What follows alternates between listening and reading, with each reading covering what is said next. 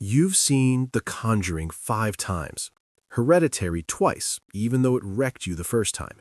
You already know when the jump scare hits. You know who dies. You know exactly which scene makes people look away. And yet, you're about to press play again. Your friends don't get it. Your partner asks why you'd willingly scare yourself again. Your Netflix algorithm is confused, concerned, and has stopped trying. Because rewatching horror sounds unhinged on paper. Why would anyone choose fear when comfort shows exist? But here's the part people miss. This isn't just about movies. This says something very specific about how you deal with fear in real life. And no, you're not broken. You're not addicted to trauma. You're not desensitized. You're actually doing something very intentional. So let's ask the real question. Why would someone rewatch a movie designed to scare them when they already know exactly what happens? You already survived the demon, the monster, the possession, the ending that stuck with you for days. So why go back? Because knowing what's coming isn't ruining the experience. It is the experience. The first time you watch a horror movie, your brain is on high alert. Every shadow matters. Every sound could mean danger. Your nervous system is acting like it needs to keep you alive. That's exciting, but it's also exhausting. Rewatching horror is different. You still feel the tension, but without the uncertainty. And psychologically, that changes everything. Fear with uncertainty feels like danger. Fear with certainty feels like control. And control is powerful. Your brain is constantly predicting what happens next. Psychologists call this predictive processing. When your brain guesses correctly, it releases dopamine. So when you rewatch a horror movie, your brain isn't panicking, it's anticipating. Slowly, emphasis on mastery. You know the scare is coming. You brace, you survive it again. That turns fear into mastery.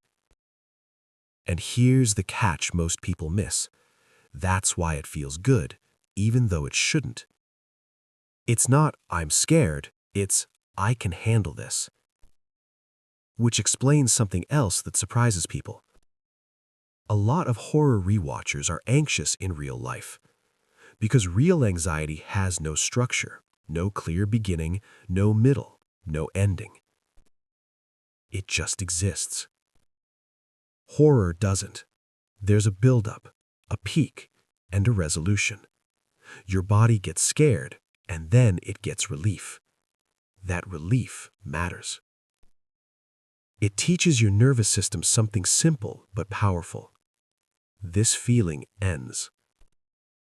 In psychology, this is similar to exposure therapy, experiencing fear repeatedly in a safe environment until it loses its grip on you.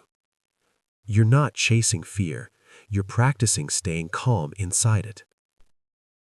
Now here's where it gets interesting again.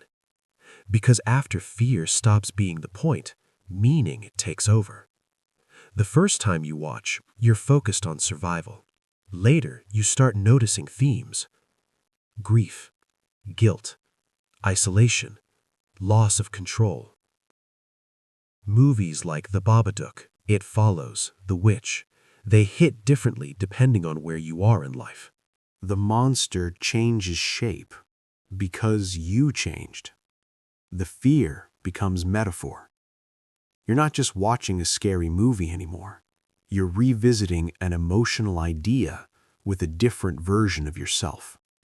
And that's why rewatching can feel heavier, but also more meaningful. Now think about when you first watched your favorite horror movie. Who were you with? Where were you in life?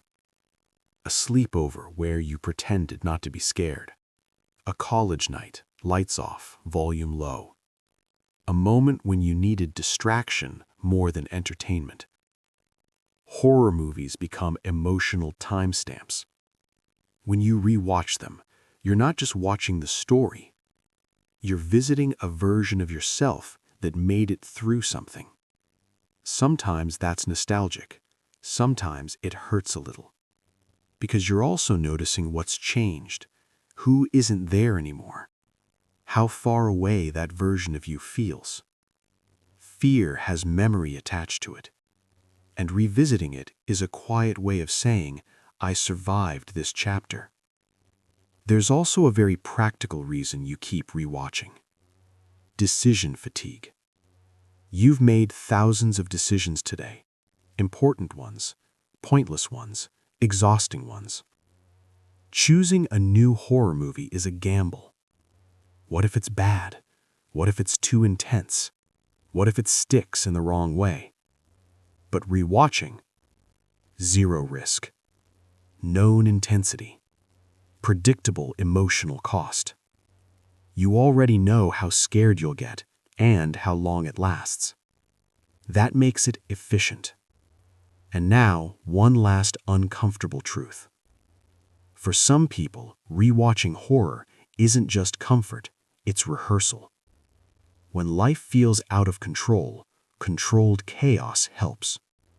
When emotions feel numb, fear makes you feel something. When everything feels overwhelming, a fictional threat is easier to process than a real one. Psychologists have noted that horror helps externalize anxiety. Instead of something bad might happen, it becomes something bad is happening and it resolves. That matters. So no, people who rewatch horror aren't messed up. They're not broken. They're not addicted to fear. They're choosing familiarity over uncertainty, control over chaos, meaning over randomness. You're not rewatching because you love being scared.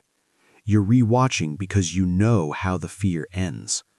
And sometimes, that's exactly what the brain needs. If this made you feel seen, consider subscribing. More psychology, same energy. I'll see you in the next one.